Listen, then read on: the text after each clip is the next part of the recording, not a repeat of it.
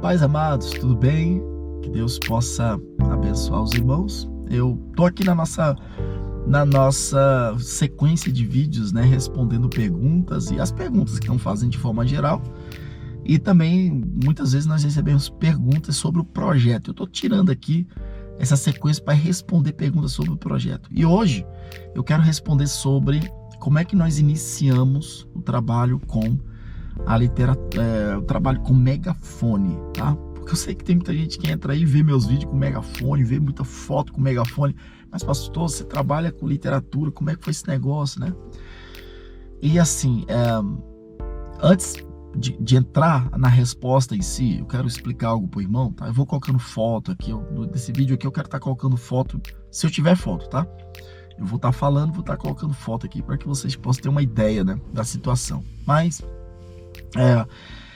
eu creio, hoje eu tenho contato com vários evangelistas e para que a gente possa apoiar esses evangelistas e entender a visão deles, para mim é muito importante, foi muito importante eu ter trabalhado nessas diversas áreas.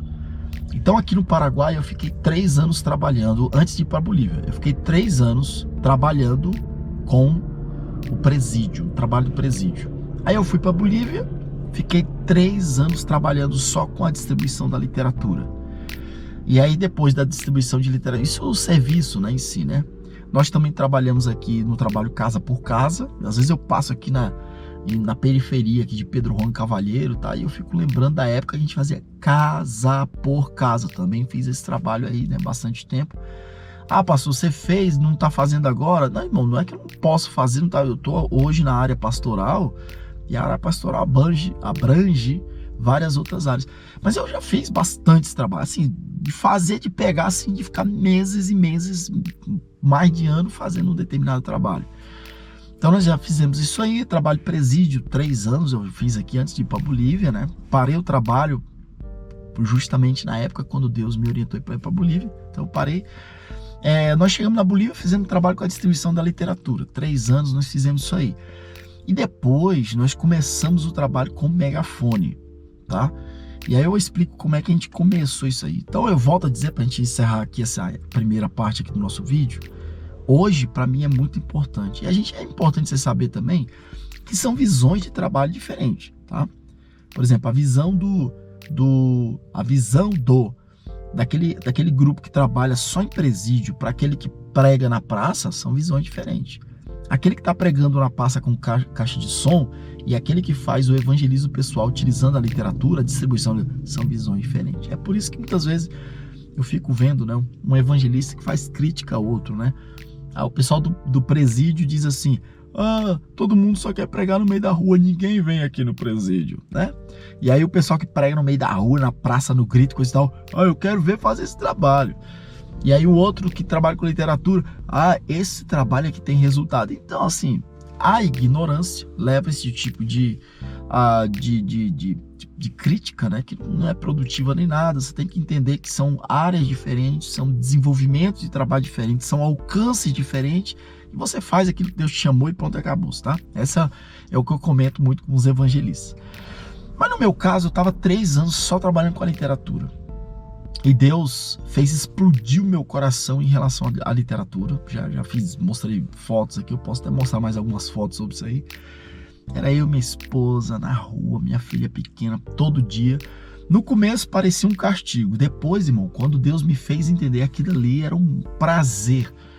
Existia um gozo verdadeiro no meu coração fazer aquele trabalho, porque eu entendia do poder do evangelho chegando até as pessoas. Isso para mim era maravilhoso. E aí o Senhor começou a me mostrar o poder da palavra chegando até as pessoas. Às vezes as pessoas têm aquela ideia de que a distribuição da literatura, aqui eu estou passando uma visão, né, da distribuição, que é só distribuir um papel para colocar um carimbo e chamar as pessoas para a igreja. Não, o evangelista não tem esse tipo de pensamento. O evangelista ele tem um pensamento de que a literatura, o que está escrito ali, é a mensagem que vai chegar até as pessoas e vai tocar as pessoas, né? Vai ter o seu determinado efeito. E isso eu vi, eu presenciei, eu participei disso, eu vi o mover de Deus. O que um folheto transforma, toca o coração. Mas aí chegou um tempo a gente fazendo esse trabalho, Deus começou a colocar no meu coração a fazer na Bolívia o que eu tinha feito aqui no Paraguai. Olha só, porque uma época aqui no Paraguai, eu também fiz trabalho nas praças, né? Com caixa, eu não tenho foto disso aí, senão eu colocaria. Mas em várias praças aqui, eu simplesmente chegava numa praça daquela, colocava música evangélica e aí parava e pregava. Depois colocava música evangélica, parava e pregava. Colocava música evangélica, parava e pregava, né? Colocava uma canção, um hino, alguma coisa ali e chamava as pessoas para orar por elas. E as pessoas vinham, né? Não tinha, às vezes numa praça aqui, diferente de outros lugares do Nordeste do Brasil, diferente também da Bolívia, que as praças são sempre cheias. A Bolívia é a parte baixa, tá? A parte alta não, mais vazio. Mas na parte baixa, por causa do calor, tá? As praças são cheias. No Nordeste também é a mesma coisa. Aqui na região, dessa região aqui do Paraguai, do Mato Grosso do Sul, e aqui também eu falo do Paraguai, aqui de Pedro Juan Cavalheiro, que é uma parte alta da Bolívia, e é fria do Paraguai, né? A Pedro Juan Cavalheiro é na parte alta do Paraguai, nós estamos na parte alta, né? Então as praças aqui são praticamente vazias, não tem muita gente. Então eu chegava ali no meio da praça, colocava a caixa de som, soltava a música, pregava, e aí chegava uma hora eu falo, ó, quem quiser oração, se você crê que Jesus pode te curar, se você irmão, daqui a pouco começava a brotar, vinha um daqui, dois dali, daqui a pouco tinha 5, 6, 10 pessoas, ou seja, as pessoas estavam escutando, né, através da caixa de som. Isso me deu uma vontade de fazer isso na Bolívia. Mas eu ficava, meu Deus, como é que eu vou fazer? Aí eu ficava ali, trabalhando, distribuindo a literatura, eu e minha esposa, né, o dia inteiro, e eu pensando como é que eu ia fazer para fazer aquele trabalho, porque não tinha energia. Onde é que eu ia pegar energia, tá? E um dia eu andando no meio do povo, no meio daquelas feiras cheias de gente, né? Muita gente mesmo ali na Bolívia, né? Pelo menos em Santa Cruz de la Sierra, nas feiras, né? Acho que toda a Bolívia é assim. Onde você vai na Bolívia, as feiras são lotadas. O boliviano vai mesmo nas feiras. É muito cultural isso aí. E eu tava andando ali e eu encontro um garoto vendendo com a caixa de som, vendendo CD. E o que eu prestei atenção é que a caixa de som dele era sem fio. Irmão, meu coração chega... E aí eu me aproximei, eu falei, onde é que você conseguiu essa caixa? Ele falou assim, olha, essa caixa eu montei. Eu coloquei uma bateria, tá? E ele explicou como montou. Mas na região do Los Poços tem essa caixa. Você pode procurar. Los Poços é uma região comercial lá de Santa Cruz, né?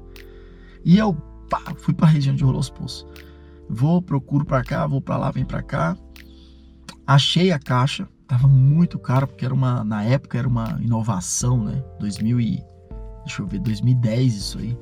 Então era inovação, era algo novo, tá? E muito caro.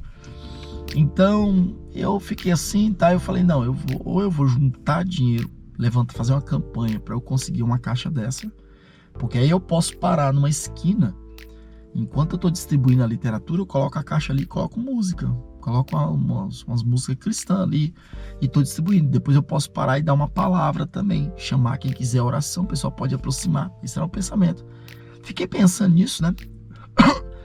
E eu falei, eu posso montar também. E aí eu fui em algumas eletrônicas para ver como é que a gente podia montar, não sei o que. Eles me davam uma ideia, uma coisa ou outra. Bom, tempos depois eu estava no meio da rua, distribuindo a literatura, e eu encontro numa passarela, eu tenho várias fotos dessa passarela, se eu achar eu vou colocar aqui no vídeo. Eu encontro numa passarela que passava sobre a linha do trem, um irmão pregando com um megafone. Irmão, quando eu olhei aquele megafone, eu fiquei, acho que uns 20 minutos parado olhando para aquela megafone. Dava para ver que ele tinha uma mochila, e eu prestei atenção que tinha um cabo que ia para a mochila, eu já imaginei, deve ser uma bateria. E ele pregando em aquele megafone, uma potência tremenda, aquele megafone ia longe. E eu fiquei, meu Deus, é aquele megafone. Só que eu tava com a mina também, eu acho que tinha outros irmãos, e eu queria me aproximar daquele camarada lá. Eu falei, não, eu vou fazer a distribuição da literatura, depois eu volto lá e eu vou perguntar pra ele como é que é. Só que quando eu volto lá, não acho mais esse irmão.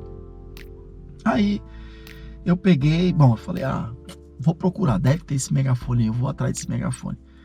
Só que isso foi durante a semana. Quando foi final de semana, eu fui chamado para fazer o culto na casa de um determinado irmão, isso na periferia de Santa Cruz de la Sierra. Tô lá na casa desse irmão, chego lá, né, vou lá na casa dele. E aí o irmão falou assim, olha, eu também convidei um outro missionário, que é um missionário do Uruguai. E parece que ele é casado até com uma brasileira. O irmão que me convidou para eu fazer culto na casa dele, né? Ele conhecia esse missionário. Eu tô lá, daqui a pouco eu escuto aquela zoada de megafone. E a gente vai na porta, era o missionário uruguaio que tinha descido do micro e já liga o megafone e já. Ele participa do culto. O culto foi uma benção, tá? Depois do culto eu falei, meu irmão, eu te vi você lá em cima durante a semana, você estava em cima da passarela e eu vi que você tava com o megafone, tá? E eu queria tanto e não deu. Como é que eu faço para conseguir? Aí ele, você tá interessado? Ele ficou tão empolgado, né?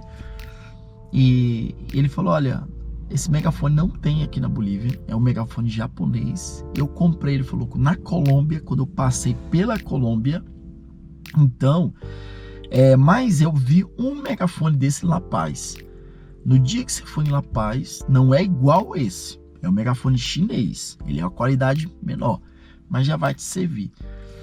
Aí, tempo depois, eu comecei a sair com ele para evangelizar. Me empolguei demais. Eu olhava aquele megafone e falei, Jesus, eu preciso de um megafone desse, Só que eu juntei com ele. Ele falou, Peniel, eu saio sozinho para pregar, né? O Gabriel Hanei é um missionário uruguaio. Ele é casado com uma brasileira de Minas Gerais.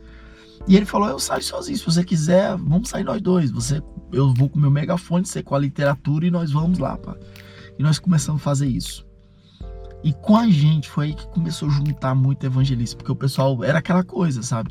A gente encontrou outro que saía sozinho também e se junta com a gente. Depois de mais, e a gente saindo, era quase todo dia. E o Ranei, o Gabriel, é animado, assim, sabe? De segunda a segunda, eu ligava pra ele, Gabriel, vamos pra tal lugar? Bora! Tal lugar, em tal lugar, tal hora. Chegava lá, ele já tava lá e era uma benção. A gente trabalhava junto, começamos a trabalhar. Eu fiquei muito tempo trabalhando com ele e começou a juntar muito evangelista também. Bom, mas dias depois que eu conheci o Gabriel, surgiu uma oportunidade para eu ir para o Peru, para a cidade de Arequipa. E tava eu, um outro missionário, eu chamei também o Gabriel, falei que ia pagar as passagens dele, os gastos, etc. E ele foi com a gente, para ele ir com o megafone, né? E ele foi com a gente. Nisso, eu passo na cidade de La Paz. E nós compramos um megafone. Quando eu chego lá, o problema é que o megafone tinha caído, ele vendeu os megafones que ele tinha, o megafone dele tinha caído e quebrou o microfone. E ele me vendeu baratinho. O megafone seria naquela época, em 2010, seria em torno aí de $160. Ele me vendeu por, se eu não me engano, por $90. E eu comprei aquele megafone por 90, ou foi $100, nem lembro. Comprei meu primeiro megafone por mais ou menos esse preço aí. E aí o Gabriel falou, não, tem como a gente pegar e fazer uma adaptação pro microfone, já que esse microfone dele quebrou, mas tem... O Gabriel sabia tudo de megafone. E aí compramos o megafone, nós fomos pro Peru, pregamos bastante no Peru, onde a gente passava nas feiras, praça, nas rodoviárias, foi uma benção. Depois nós retornamos a Santa Cruz de la Sierra. E aí foi quando eu comecei com esse trabalho. Fiz uma adaptaçãozinha tive meu primeiro megafone. Se eu tiver foto aqui, eu posso mostrar aqui, tá? Se tiver foto, eu mostro. Mas meu primeiro megafone aí nós começamos a sair assim. O Gabriel saía com o megafone dele, que era um megafone japonês e com uma potência muito maior. E eu saía com o meu megafone chinês, chininho assim, mas muito bom. E eu saía pro outro lado, né? Quando eu vim aqui no Paraguai, nós encontramos aqui no Paraguai, na Casa China, nós encontramos vendendo 2 megafones igual ao meu. Aí eu falei com o irmão, o outro, falei com o outro, compramos mais 2 megafones. E esses 2 megafones nós levamos para a Bolívia. E tinha uns evangelistas que saíram comigo. Então eu peguei o megafone, deixei com um. Fiquei com o meu megafone mais novo, né? Que é o que eu comprei. Dei o outro megafone para outro irmão. E também para outro irmão. A gente já tinha 4 megafones, irmão. E foi aumentando o número de evangelistas. E nessa época foi quando nós começamos a viajar bastante para todo lado com esses evangelistas e usando esses megafones. Foi aumentando cada vez mais, o pessoal se empolgando. E surgiu uma situação que eu posso até terminar com isso aqui, né? Uma irmã, uma empresária, que ela trabalha com uma empresa lá em Santa Cruz, e ela viu aquilo, era muito empolgada com o trabalho, e ela chegou pra gente e falou: como é que a gente pode comprar esse megafone, esse melhor aí? Como é que a gente consegue? E aí o missionário falou: a gente tem que fazer a importação do Japão. Essa irmã sabia tudo de importação, tá? Conhecia umas empresas que fazem importação. Moral da história: ela mandou trazer um container desse megafone, deu 30 e poucos megafones isso aí. Pegou o custo, né, do megafone, mas de trazer todos os custos, ela dividiu o valor desse custo aí. Ela fez a divisão, né, do valor do frete, custo, etc. E nós começamos a vender para os evangelistas, né? Nós não, os evangelistas vinham onde é que é, tá? A gente indicava a irmã e a irmã começou a vender aqueles megafones. E olha, o povo comprou megafone, levava megafone. O único assim que a gente, isso foi uma experiência pra gente. Muita gente comprava, mas empolgado, sabe? E aí comprava uma peça cara, que na época aquele megafone japonês custava em torno aí de $500, com 500 a $550. Era dinheiro, faz hoje o cálculo aí pra ver quanto é que é $500. E a R$5 tá $1, né? Então era bastante caro. E o pessoal juntava dinheiro e comprava. E aí eles ficavam pregando 6 meses, depois eles guardavam. Igrejas começaram a comprar. Compravam megafone, usavam uma vez, sei lá quando, tá? E aí eles, poucos evangelistas, aqueles que saem direto na rua, teve acesso, né? Então isso é uma coisa também que eu aprendi. Claro que a irmã queria tirar o dinheiro dela também, ela queria, né? O pessoal chegava lá querendo comprar. Claro, ela fez uma proposta de vender apenas para as igrejas. Bom, ela foi vendendo, acabou o megafone, pessoal. Muitas igrejas compraram esse megafone, deixa guardado na igreja, não utiliza, etc, né? Mas no nosso caso, a gente direcionava mais para quem está fazendo esse trabalho, né? E eu posso terminar aqui contando. Eu fiquei muito tempo pregando na rua, fazendo esse trabalho. A gente saía, às vezes, 8 horas da manhã, chegava em casa 10 horas da noite. Era o dia inteiro na rua pregando, fazendo o trabalho. No começo minha esposa ia bastante comigo, mas aí depois ficou um pouco complicado, né? Minha filha tinha que ir para a escola, ela começou a ir para a escola, então a gente começou a dividir bastante o tempo, não era todo dia que ela saía, mas era muito bom. Era eu com o megafone, a minha esposa do lado com a literatura. Eu tenho muito vídeo aí, né? E depois nasceu o Samuel também, mesma coisa, a gente colocava o Samuel no carrinho, levava o Samuel, tem vídeo aí, se vocês procurarem aí, se você escrever assim no YouTube, megafone Peniel Dourado, escreve aí que vai aparecer um monte de vídeo aí com megafone Peniel Dourado. Então, veio o Samuel nasceu, a gente continuou fazendo esse trabalho, né? Assim, me empolguei bastante. É um trabalho que eu posso dizer para você do meu tempo, vou falar assim em termos de sentimento, né? Daquilo que eu mais gostei foi esse período, com as pessoas com as quais eu andava, era gente assim de oração, gente assim de guerra mesmo, sabe? E foi um período muito bom. Para mim, foi o melhor período da minha vida ministerial, tá? Não desprezando os demais, mas dizendo assim, o melhor do ambiente, sabe? Você tá assim com o povo assim que entendeu? Que não mede esforço para nada, pro reino de Deus, as coisas de Deus. E era um negócio, era um ambiente muito bom, né? Gente que qualquer irmãozinho daquele, você soltava o megafone, o camarada ficava 1 hora pregando no meio da rua. Era gente de oração, era gente de compromisso mesmo. Então, assim, para mim foi a minhas férias ministerial, foi o período que Deus me deixou fazendo aquele trabalho.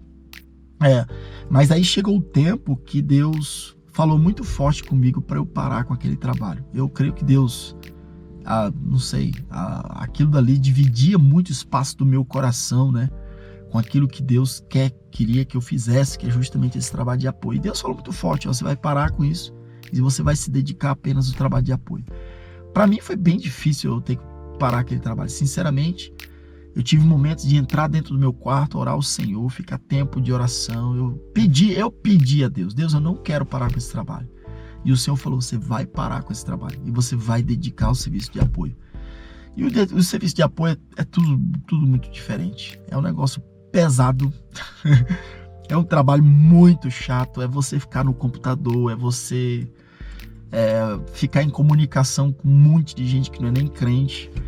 E também você tem contato com gente que mexe com a literatura e pessoas que não têm aquele nível espiritual, aquele compromisso todo, gente, entendeu? Então, assim, totalmente diferente.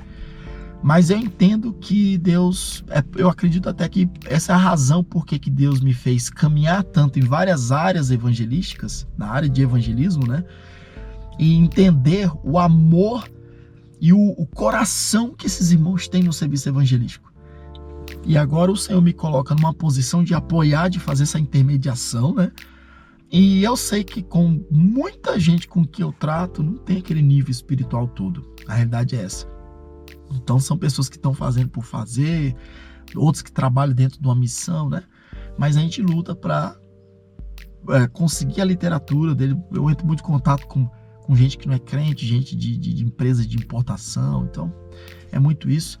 Então eu faço esse trabalho, consigo a literatura e a gente organiza para poder colocar na mão desses irmãos, desses guerreiros, né, que estão nas ruas e que muitas vezes eles nem estão pensando em como chegar que é esse material, não sabe nem como é que é a nossa briga, né, que está na retaguarda, mas para que o material possa chegar na mão deles. Mas foi muito isso, tá? Foi um período muito bom para mim.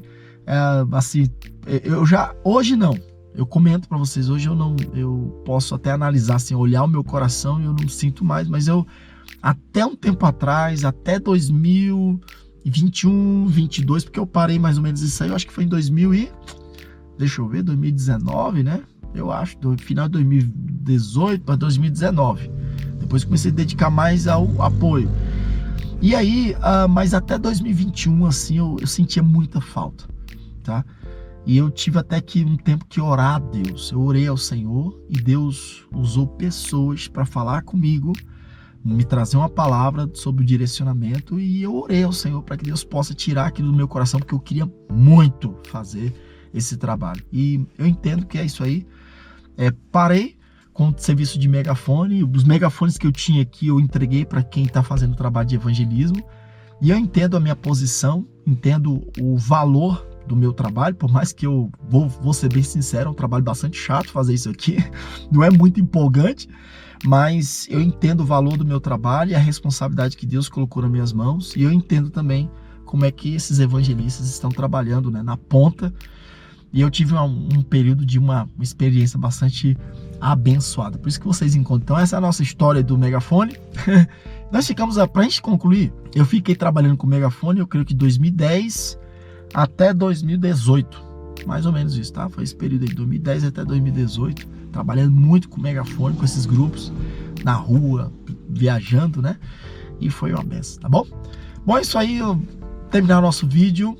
Mais uma vez eu quero agradecer aí pelas perguntas enviadas, tá? Vocês aí que estão interessados, e chamo você para se cadastrar no nosso, para receber nossos e-mails também, que é aí que eu tenho muito da comunicação com nossos irmãos, tá? Estou sempre passando informação do trabalho, e aí eu lanço também, o pessoal vai mandando os e-mails aí, fazendo pergunta, e isso é muito bom, essa comunicação. Para isso, você faz o seu cadastro aqui na descrição do nosso vídeo, tem o primeiro link, assim, se você entrar na descrição, primeiro link vai ter informativo missionário, você clica, aí vai precisar colocar o seu nome, seu e-mail, e aí você vai estar recebendo as nossas informações do trabalho missionário, tá bem?